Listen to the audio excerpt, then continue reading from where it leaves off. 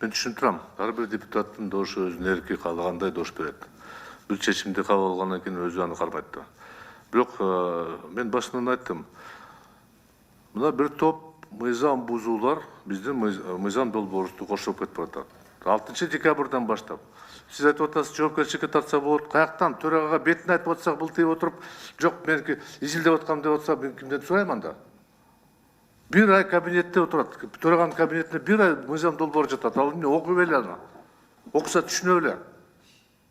Бул жерде эч кандай эчтеке жок. Өкмөттө 4 ай эмне кереги бар болчу? Мен бул бузуулар. Аны комитеттин төрагасына дайыма айтып жүргөм. Ал айтып жүргөн өкүлүнө мына Абытовго жума сайын айтып аткам. Сиз тездетпейсиңерби? Жоопкерчилик жок бул жерде. Башкы прокурорлор эчтеке кыла албайт, камабайт аны. Мен айтканым мындай болуп атат да. Мына маалымат иретинде мен билишим боюнча биздин демилгечилерибиздин бири Жанар Акаев акыркы демилгеге кошулду, туура 7%. Алтынбек Турбаевич бар да, Жанар Акаев сиздин тизмеңерде. 22 депутаттын арасында. 7% боюнча.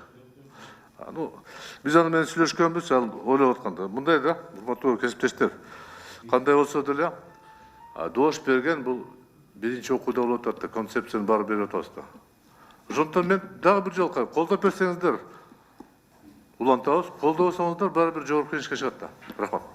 Эмеде бергенде да мындай болуп калып атат да, Канат Керезбековичке айттык, Абытовго айттык деген сөз менен бир мындай тартип бар да, бир кат жүзүндө кайрылып, напоминание деп коет го орусча. Ошондой болуп берип, урматтуу өкмөт, сиздер мыйзам бузуп атасыздар.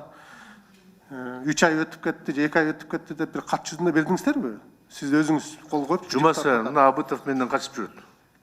Боронов менден качып жүрөт. Көргөндө эле коч деп коет. Анан азыр буларда пандемия деген иш кылып атабыз. Ошондо тил деле барбайт экен да.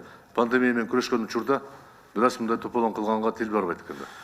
Ал айтканы менен эми мындай илгери сөз бар да, сөздү түшүнгөн адамга айтыш керек да.